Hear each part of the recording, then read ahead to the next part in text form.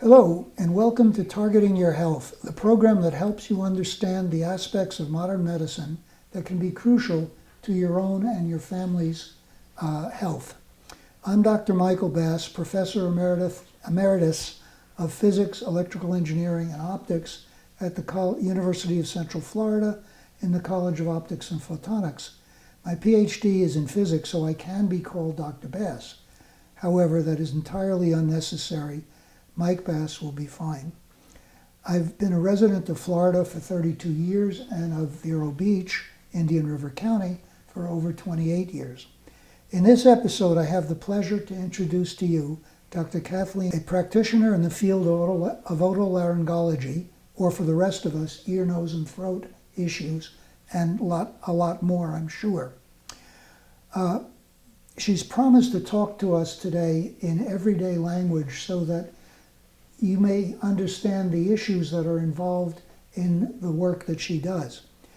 Dr. Baggett, please tell us and tell our viewers a bit about your background, your expertise, and your career. Okay. Hi, I'm Dr. Kathleen Baggett, or Kathy Baggett. I also don't have to be addressed as doctor. I moved to Vero Beach 20 years ago. I've been practicing here ever since.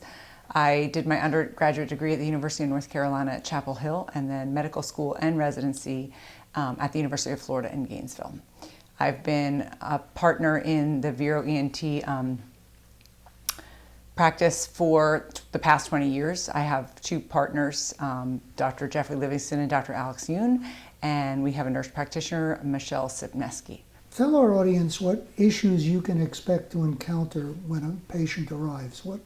What sort of problems do appear? Okay.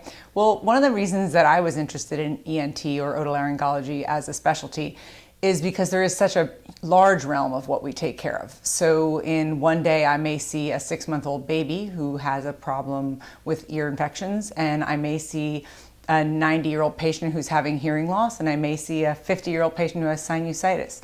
I might on that same day meet someone in their sinusitis or a sore or a sore throat sinus infection.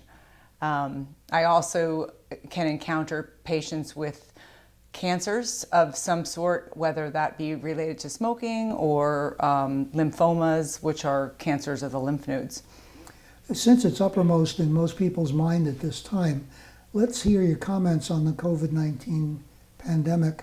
How do you deal with it in your practice, and what suggestions or tips you might give people on that subject?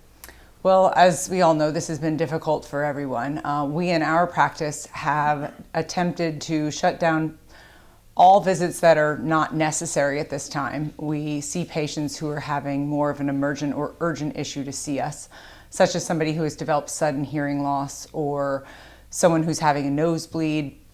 So as a result, our extremely busy practice has been a lot quieter lately. We have a system here where we speak to people over the phone before they come into the office to screen for things like fever, sore throat, exposure to someone who may have the COVID-19 virus.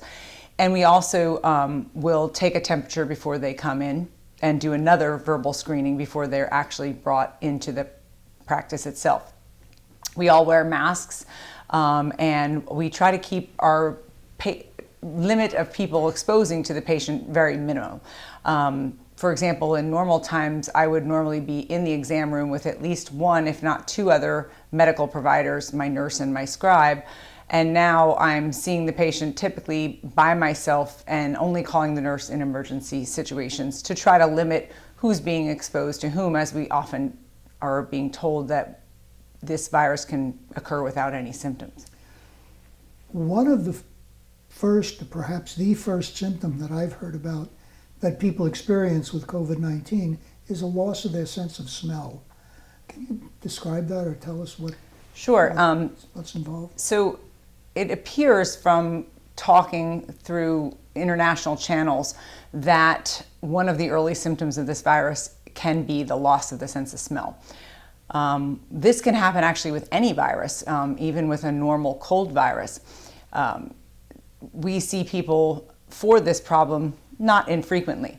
As a result of the fact, however, that this could be an early symptom of the virus, if a patient were to call with that symptom, Currently, we're attempting to treat that via telemedicine, basically talking to the patient either over the phone or through FaceTime conferencing to really get some idea as to what is going on so that we can either rule in or rule out the coronavirus or COVID-19 as the source of the problem, because other things can also cause loss of smell.